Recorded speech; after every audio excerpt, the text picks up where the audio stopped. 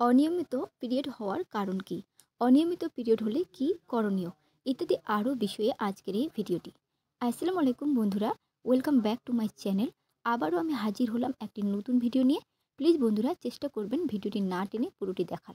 তো চলুন তাহলে ভিডিওটি শুরু করা যাক। অনিয়মিত পিরিয়ড এই সমস্যা অনেক মেয়ের মধ্যে এখন দেখা যাচ্ছে। কারো সময়ের আগেই পিরিয়ড হচ্ছে, আবার কারো দেরিতে, কারো আবার খুব কম পরিমাণ হচ্ছে, আবার কারো অনেক বেশি হচ্ছে। তবে অবিবাহিত মেয়েদের মধ্যে এই সমস্যাটি বেশি দেখা যাচ্ছে। অনিয়মিত পিরিয়ডের সমস্যার জন্য যদি চিকিৎসা না করা হয় তবে আরও অনেক সমস্যা দেখা দিতে পারে। এমনকি পরবর্তীতে সন্তান ধারণেও সমস্যা হতে পারে। তাই সাবধান হতে হবে প্রথম থেকেই। প্রথমেই যখন এই সমস্যাটি দেখা দিবে সাথে সাথেই ডক্টরের সাথে কথা বলতে হবে বা ডক্টরের কাছে যেতে হবে।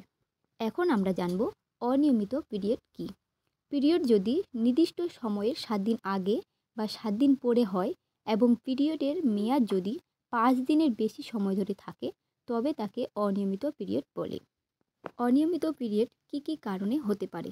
1 নম্বর, হঠাৎ করে যদি ওজন কমে যায় তাহলে অনিয়মিত পিরিয়ড হতে পারে।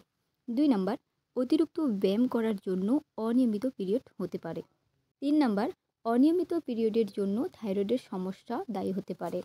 4 নম্বর, অতিরিক্ত মানসিক চাপের কারণেও পিরিয়ড অনিয়মিত হতে পারে। অনিয়মিত পিরিয়ড নিয়মিত করার জন্য কী করা যেতে পারে? মানসিক চাপের কারণে যেহেতু অনিয়মিত পিরিয়ড হতে পারে তাই নিজেকে সবসময় মানসিক চাপমুক্ত রাখার চেষ্টা করবেন। হাসি খুশি থাকুন, ভালো লাগার কাজগুলো করুন।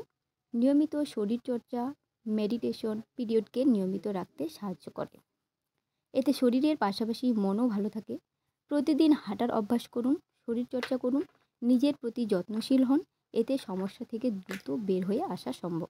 অস্বাস্থ্যকর সব ধরনের খাবার, ভাজা পোড়া, ফাস্টফুড, তৈলাক্ত খাবার এসব খাবেন না। বাড়িতে তৈরি স্বাস্থ্যকর খাবার খাবেন। শাকসবজি নিয়মিত খান। প্রতিদিন পর্যাপ্ত পরিমাণে জল পান করুন। এর পাশাপাশি নিয়মিত অবশ্যই ডাক্তার দেখাতে হবে। তো বন্ধুরা, এই ছিল মোটামুটি আজকের আমার ভিডিও। ভিডিওটি কেমন লেগেছে অবশ্যই কমেন্ট করে জানাবেন। আর আমার এই চ্যানেলের এইরকম আরও নতুন নতুন ছোট বড় ভিডিওর জন্য প্লিজ বন্ধুরা চ্যানেলটি সাবস্ক্রাইব করে আমার পাশে থাকবেন। আল্লাহ হাফেজ।